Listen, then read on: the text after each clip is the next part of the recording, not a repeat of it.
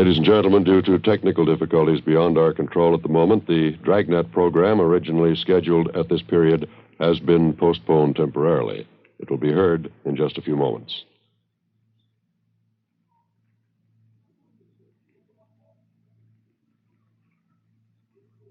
Here's Jake. The boss is Captain Steve. My name's Friday. We were on the way out from the office. 10:38 a.m. when we got to Paris Avenue. Number 213. Yes?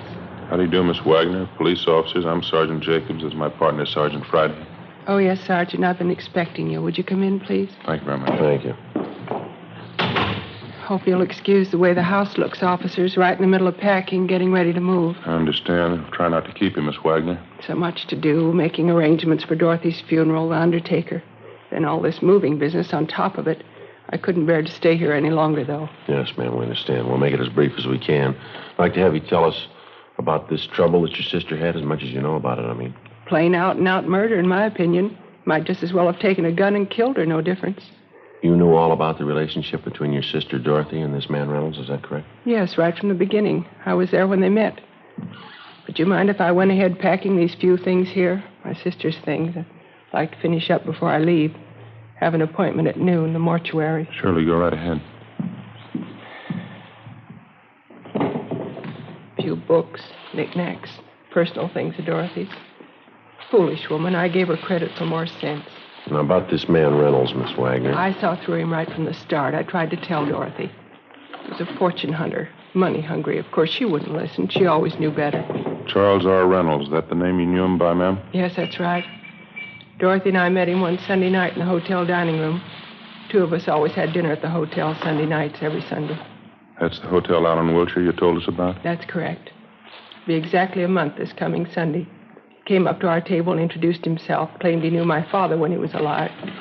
Dad owned some big packing plants in the East. He died 9 years ago. Left the estate to Dorothy and me. I see. Would you have anything to add to the description that you gave us on Reynolds, Miss Wagner? I mean, can you think of anything unusual about him at all? Scars, peculiar mannerisms, anything like that? No, nothing special. Dressed well, as I say. Apparently cultured, well-traveled. Mm-hmm. He was handsome enough. Attractive. I knew he was only after our money, though. Playing up to Dorothy that way, kissing her hand, taking her out all the time. Probably would have tried the same thing with me. It's lucky I knew better. How did it go after the first meeting with him, Miss Wagner? Did he start dating your sister Dorothy right away? Yes, the next night. Called here at our home and asked Dorothy to the theater. I think he was going to ask me, but he was too smart for that. I knew him for what he was.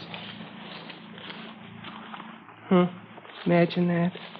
Poems Dorothy wrote in high school. Love poems. Silly. She never did get it out of her head. You and your sister lived alone here in the house, did you, ma'am? Yes, Dorothy and I and the maid. I don't want to stay here after what's happened, though. I'm going to my cousin's in Vermont. Never want to see this place again. Yes, ma'am, I can understand.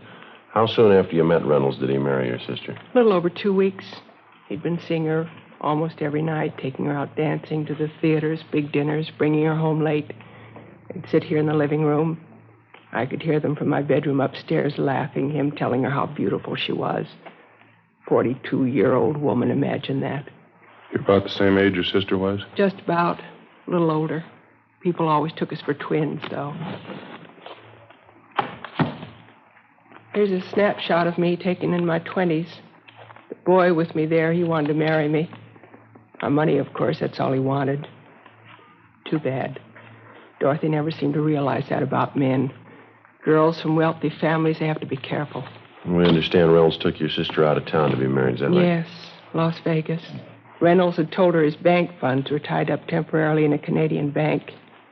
He wrote Dorothy a check for $10,000, and she gave him her check for the same amount. He said he wanted to book reservations for a round-the-world trip for both of them. I see. The same day Dorothy gave him the check, he cashed it. The bank called her about it, and she said it was perfectly all right. An hour after he cashed it, Reynolds disappeared. No trace of him. Of course, his check's worthless. We found that out. Mm-hmm. And you figure that's the only reason your sister took her own life? There's no other reason. Wasn't the money so much. Dorothy has her share of the estate. It's a shame, I suppose. Awful shame. Disappointment. She should have known better, a woman her age. Had your sister ever been married before, Miss Wagner? Yes, when she was 18. Ran off to Chicago and married a young fellow. She claimed she loved him, too. Naturally, he was after our money. My father and I went and brought her home. We had the marriage annulled. It was that way all her life. 6 men. They brought Dorothy nothing but misery. And this was the last, this Charles Reynolds. How about his background, ma'am, his business connections? He ever mention any of that to you or your sister? Claimed he had interests all over. South America, Australia. Seemed to have plenty of money. Guess his kind always has. Do you think you'll find him? We're going to try, Miss Wagner. Dorothy went upstairs to her bedroom and stayed there. She looked so strange. She took out some pressed flowers from a book. Some boy had given them to her once, years ago. Don't know who. She just sat on the edge of her bed and stared at them, old pressed flowers. Next morning, the maid came upstairs, and Dorothy was lying on the floor. Empty bottle of pills next to her. Awful disgrace. Never happened before in our family. Mm-hmm. If you don't mind, Miss Wagner, we'd like to get as many particulars about this man Reynolds as you can remember. There. That's the last. I don't know what else to tell you, officer. All I know is I was young when Dorothy was young. I could have had a man if I wanted. But I didn't run off when I was 18 to marry a boy. I knew my duty. It wasn't proper. It wasn't a love. I didn't run off as a middle-aged woman to marry a fortune hunter either. What made her do it? I wouldn't know, ma'am. She was your sister. What kind of a man was he? What kind of a mind? Making love, kissing her, just to take her money. Imagine. Selling somebody with a kiss. Well, it's not the first time, ma'am. Is that so? Look it up. You'll find it in the Bible.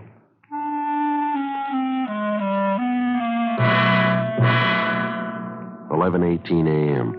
We continued to interview the victim's sister for another 40 minutes, and then we left the Wagner home, drove back to the office, and continued our investigation of the suspect, Charles R. Reynolds. As far as we were concerned, the criminal was new to us, but the crime wasn't. The marriage racket's as old as any con game on earth, and as con games go, it's one of the lowest. It trades on one of the most natural and normal instincts a man or a woman has, a desire for companionship, a home, and a family. And for the sake of an easy dollar, it betrays the victim and the instinct ruthlessly, regardless of the consequences. In the case of 42-year-old heiress Dorothy Wagner, the disappointment was too much to cope with. For her, the marriage game ended in the front parlor of a mortuary on South Hoover Street. For the suspect, Charles Reynolds, it had continued to be a paying business until he was stopped. After homicide detail completed their investigation of the case and it was definitely determined that Dorothy Wagner took her own life, the matter was turned over to us. 11:50 a.m. We got off a request to Las Vegas asking them for all the information on the marriage, and then I contacted the stats office and asked them to make a run on the suspect for us based on his detailed description and also on his method of operation. I went back down the hall and met Ed Jacobs at the R&I counter. How you doing? Not too much luck, Joe. Forger didn't come up with anything either. Nothing on him in their files. It's not much of a start, is it? Apparently, this is the first time he's worked the town. Hornsby couldn't find anything on the name, not in the main file anyway. Mm-hmm. What do you got there?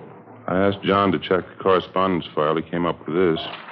Uh-huh. Out of Chicago, huh? Yeah, it came in over 3 months ago. Inquiry from their bunco detail. Suspect name right here, Frank L. Richland. Same angle, marriage racket. Yeah, the MO's pretty close. Any description? Oh, here. What do you think? 6'1", 170 pounds, gray wavy hair, blue eyes, fair complexion. That's fairly close, could be.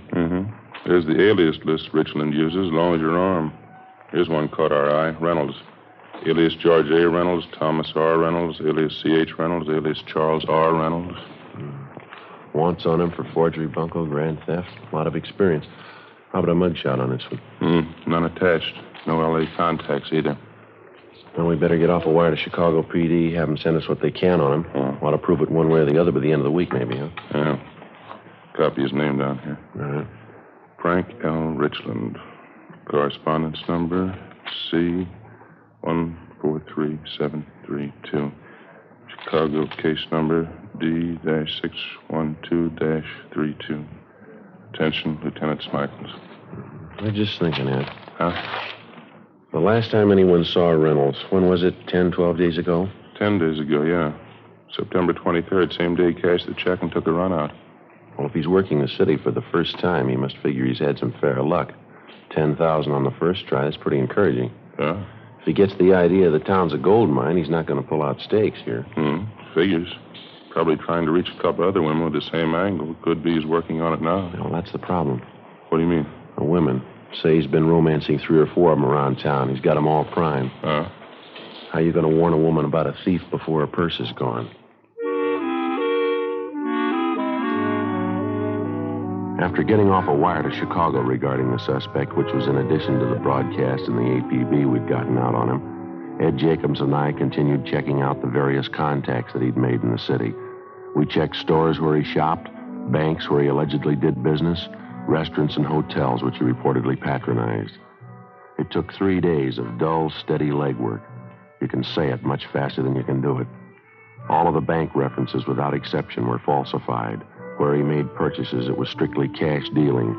The same for the restaurants he'd frequented.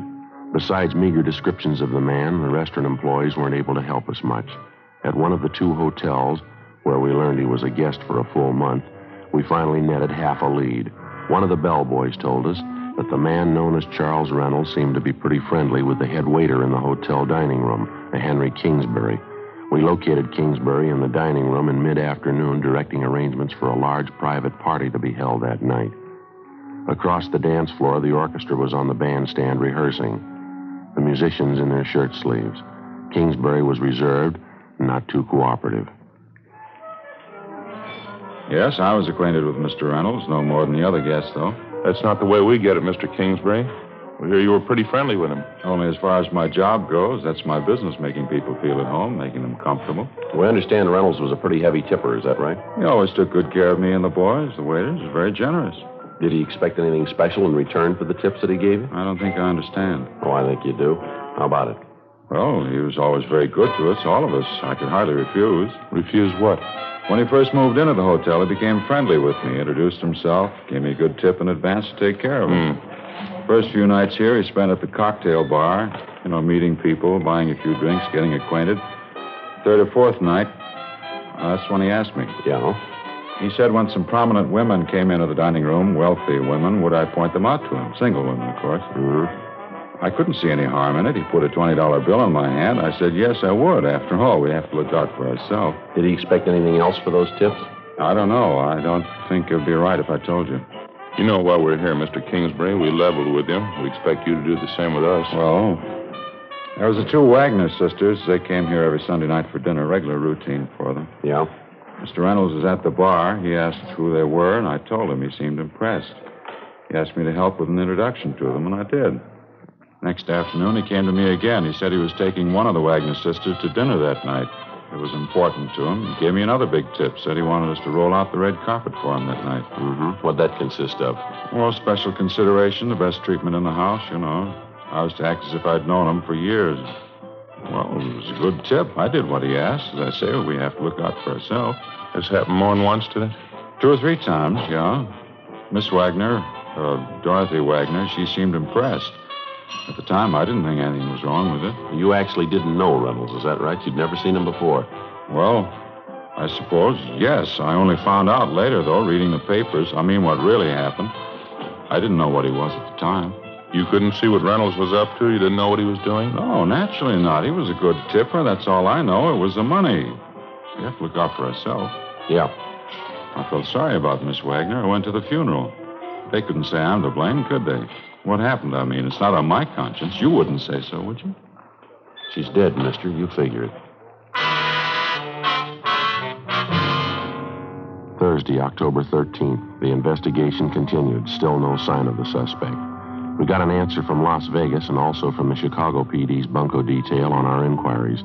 They enclosed mugshots and fingerprint classification of the suspect, Frank Richland, alias Charles R. Reynolds. The pictures were shown to witnesses and acquaintances who'd known the suspect, and they definitely established Frank Richland and Charles Reynolds as one and the same person. We got out a supplementary APB containing the latest information on the suspect. Saturday, October 15th, we got our second complaint on the marriage bunco artist.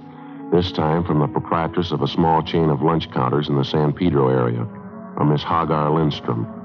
Ed and I drove down to the harbor area where we interviewed her at one of her lunch counters. She identified Richland's mugshot. Her story of the marriage swindle matched closely with that of the previous victim, Dorothy Wagner. Yeah, he was a fine gentleman, Mr. Jan Richland. I don't know what happened. I don't know what to say. He told you he was from England, Miss Lindstrom, is that right? Yeah, he talked like Englishman. He could speak good English, like from London or someplace. Says he builds boats, big ones. I beg your pardon, ma'am? Big boats. Oh, yes. He told me that's his business. He said he had lots of money. We would sail around the world on a honeymoon. Maybe he will come back still. I hope so. I wouldn't count on that, Miss Lindstrom. Would you tell us this, please? How'd you happen to meet this man, Richland? At the hotel up the street, the big hotel. I can show it to you. The one on Jackson Street. Yes, ma'am. They seemed to know he was a rich man. Nice clothes he wore. He spent money a lot. When we got married, we spent lots of money. Where were you married, ma'am? We went down to Mexico. One weekend we went down there and we got married. It was romantic. Very nice. Even Lars liked it. Who's that, ma'am? Lars. That's him down the counter there. Lars, my brother. Oh, well, your brother went along with you when you got married, is that right? Lars and I go every place together. I don't do anything without Lars. Mr. Richland was nice about it. He didn't seem to mind Lars. Just a minute, they call him. Lars? Huh? Lars? Lars and I run the business together. The soda fountains we have. It's a long time. We have work at it. Hard work. Yes, ma'am, I guess so. We make good living. Not easy, though. That's why it was so bad. Mr. Richland. $3,000 he took. Ja, Hagar. These are the police, Lars. They want to know about Mr. Richland. How do you do? How are you, sir? Yeah, he was no good. When they find him, they hit him. Now, the $3,000 he got from you, ma'am, how did that work? I mean, did you give him the money, lend it to him? Just what was it? When we came back from Mexico from being married, Mr. Richland and me and Lars, he said he was waiting for money from his bank in New York. Mr. Richland said that. He wrote me a check for $3,000. I gave him our check for $3,000. Even Lars thought it was all right. Didn't you, Lars? Yeah, he was crazy. His check was no good. He beat him up, he punched him good. That's quite a bit of money, Miss Lindstrom. What kind of a story did he give you? He would buy the tickets for a honeymoon trip. That's what he said. A long trip together. Romantic. Mr. Richland and me and Lars. He didn't mind Lars coming along either. Did he, Lars? No, he didn't mind. Now, this Richland disappeared right after he cashed your check, is that Yes, right? sir. He got the money and he was gone. 6 days ago. We never hurt him. I don't know why he did this to us. I thought he loved me. I thought he was my husband. Mm-hmm. We haven't seen or heard anything of him since he disappeared? Not me nor Lars. But maybe we know. That's why we call you officers. Yes, ma'am? We have this friend downtown, James Svensson. He met Mr. Richland once when he was here. Mm-hmm. Svensson called Lars on the telephone. He said he saw Mr. Richland downtown, going into the hotel. Are you sure it was Richland? Yeah, he said he thought so. How long ago did he see him? Last night.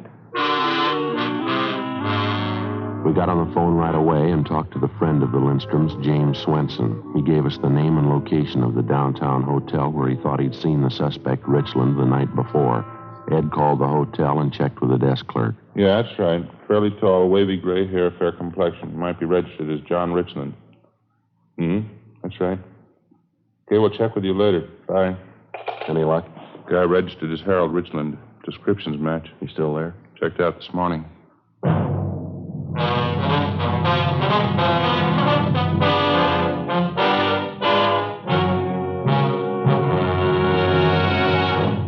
You are listening to Dragnet, authentic stories of your police force in action.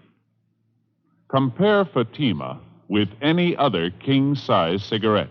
1. Fatima's length filters the smoke 85 millimeters for your protection. 2. Fatima's length cools the smoke for your protection. 3. Fatima's length gives you those extra puffs, 21% longer than standard cigarette size. And in Fatima, you get an extra mild and soothing smoke, plus the added protection of Fatima quality. To show our confidence in Fatima, We make this money-back guarantee to every king-size cigarette smoker. Buy a pack of Fatimas. Enjoy Fatima quality, extra mildness, and superbly blended tobaccos. If you're not convinced Fatima is better than the king-size cigarette you're now smoking, just return the pack in the unsmoked Fatimas before August 1st, 1952, and we'll give you your money back plus postage. Fatima, Box 37, New York 1. Remember, each king-size Fatima gives you an extra mild and soothing smoke, plus the added protection of Fatima quality. Switch to Fatima today. Best of all, king-size cigarettes.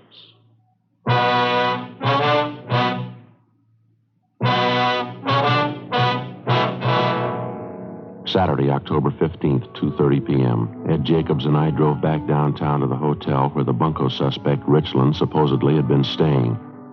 The desk clerk definitely identified his mugshot and told us that the man registered as Harold Richland had checked out a few minutes before 9 a.m. that morning. No forwarding address. We examined the room he'd been staying in, talked to the residents and the employees of the hotel, but we failed to come up with a single lead as to the suspect's whereabouts. During the week that followed, we received 3 different kickbacks on the all points we'd gotten out on Richland. We checked each one of them out, but they failed to materialize into anything. We stayed on it. October 19th, Wednesday, 7:50 a.m. Morning. Hi. What's doing? Charlie Frost called from forgery and went over to talk to him and came up with something on the Richland thing. Yeah, what's that? Picked up a woman last night, name of Helen Stokes. Got a good-sized record, checks, bunco rackets. Yeah. Got her this time on a check beef. She wrote one for $3,500. Yeah, well, how's it tie in with us? Check was made out to Harold Richland. 8:15 a.m. We signed out, drove over to the main jail, and had the forgery suspect, Helen Stokes, brought to one of the interrogation rooms. She was a dark-haired, fairly attractive woman in her early 30s. As a bunco artist, she apparently knew her trade pretty well. She was relaxed and talkative. She told us Richland had introduced himself to her at a Palm Springs resort the week before. When did the business of the check come up? As soon as we got back in town, he gave me the story his money was in a New York bank. I played along with the gag. He wrote me a piece of wallpaper for $3,500. I did the same for him. What's the difference? Nobody hurt. Both checks, solid rubber. Maybe you forget, ma'am. There's a law against it. It's only a gag. I told you that. I would have loved to have seen his face when he found out the check was a phony. You don't think they're going to push the charge against me, do you? No, we've already told you, miss. You wrote a bad one. There's a law against it. I was only stringing him along. I knew his check was a phony, too. I didn't have anything to gain. Look, suppose I help you find him. Will you give me a hand on this? See I get a break? We can't make any promises. You cooperate, help us find Richland, be taken into consideration. All right, you're on. You can tell Loverboy I tipped you. You know where Richland is now? I can come close to it. How do you mean? I know where he'll be next week. On further questioning, Helen Stokes told us that on one occasion while she was at Palm Springs with Richland, she prowled his hotel room, went through his personal effects, and read his correspondence. She told us that she read one letter from a friend of Richland's inviting him for a visit the week of October 31st. She also noted Richland's answer accepting the invitation. She said the friend's name was Maurice Archer and that the letter came from an Ocean Boulevard address in the beach town of Venice. We went back to the office, ran Archer's name through R&I, and found out that he had a previous criminal record of petty theft and grand theft. We located him at an Ocean Boulevard address and brought him in for interrogation. If there was any trouble, he wanted no part of it. After talking to him only a few minutes, he broke down and told us where we could find Richland, an address out near the end of Melrose Avenue. It was an apartment court. The suspect was registered in one of the rear cottages under the name of Reynolds. He wasn't at home. Ed and I went on stakeout inside the cottage. We waited. 6:30 p.m. Somebody coming in? Yeah. Hold it right there, Mr. Police Officers. What's this? Hands out in the open. Come on up. I don't understand this. Want to shake him down, Ed? Yeah. All right, he's clean. Look, I don't know what you want, officers, but this is a mistake. Your name Charles Reynolds? Reynolds? No, my name's Richland. That'll do. Let's go. No, just a minute, please. What am I accused of? Who's accusing me? Last pigeon you had lined up. She wanted us to tell you. Helen Stokes. Stokes. Phony dame. You can't believe her, officer. She's phony. She's nothing but a con artist. It's a good reason to believe her. What? Takes one to know one. 7:05 p.m. After checking through the cottage, Ed and I drove Richland downtown and took him to the interrogation room. He'd admit nothing. We called Miss Wagner, the sister of his first victim, and she was still in town. She agreed to come down to the office to confront the suspect. So did the second victim, Hagar Lindstrom, and her brother, Lars. Cars were sent out to pick them up. At a special show-up, Richland was picked out as the guilty man. We took him back to the interrogation room. Miss Wagner was the first one called in. She again identified Richland, alias Reynolds, as the man who had married and swindled her sister, Dorothy. All right, Miss Wagner, that'll be all. Thanks very much for coming in. Yes, all right. Thank you. Look, I don't know that woman. I'm not trying to be stubborn, but I'm afraid you're wrong. I'm not the man you want. Lindstrom's are outside, Joe, waiting. All right, bring him in. Miss Lindstrom, Mr. Lindstrom, come in, please.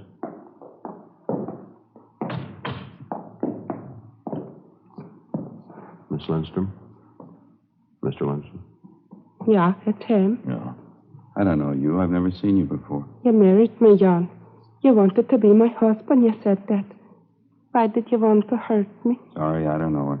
You said for you and me and Lars to go on the boat, honeymoon around the world. You and me and Lars, you said all those things.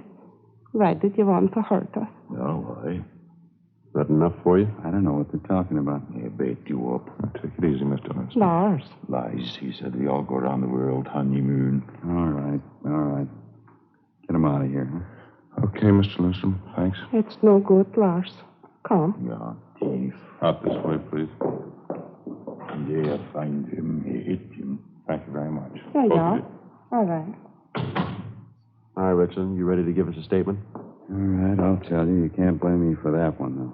You wouldn't have gone through with that deal yourself. Nobody would have. What's wrong? Nice-looking girl. Sure, I don't mean that. What do you mean? That big clown, her brother Lars. Yeah?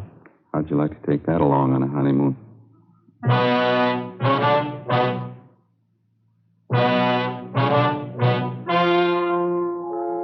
The story you have just heard was true. The names were changed to protect the innocent. On January 14th, trial was held in Superior Court, Department 88, City and County of Los Angeles, State of California. In a moment, the results of that trial. Now, here is our star, Jack Webb. Thank you, George Fenneman. Friends, the reason Fatima can make the money-back guarantee you heard earlier can be summed up in 2 words. Fatima quality. Just prove Fatima quality yourself. Just compare Fatima with any other king-size cigarette. Fatima's length filters the smoke 85 millimeters, cools the smoke, all for your protection. You get those extra puffs because Fatima is 21% longer than standard cigarette size. And Fatima gives you an extra mild and soothing smoke, plus the added protection of Fatima quality. Prove it today. Buy Fatima.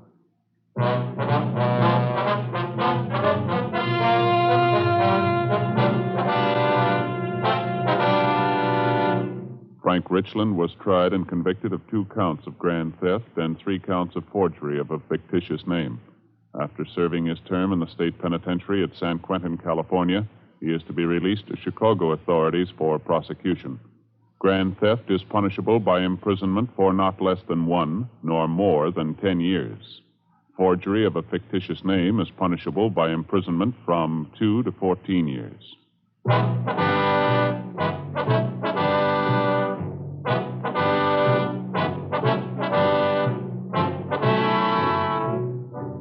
You have just heard Dragnet, a series of authentic cases from official files. Technical advice comes from the Office of Chief of Police W.H. Parker, Los Angeles Police Department. Heard tonight were Barney Phillips and Virginia Gregg. Script by Jim Moser. Music by Walter Schumann. Hal Gibney speaking. Fatima Cigarettes, best of all king-size cigarettes, has brought you Dragnet, transcribed from Los Angeles. February 18th, hear the Gala City Service Silver Radio Jubilee on NBC.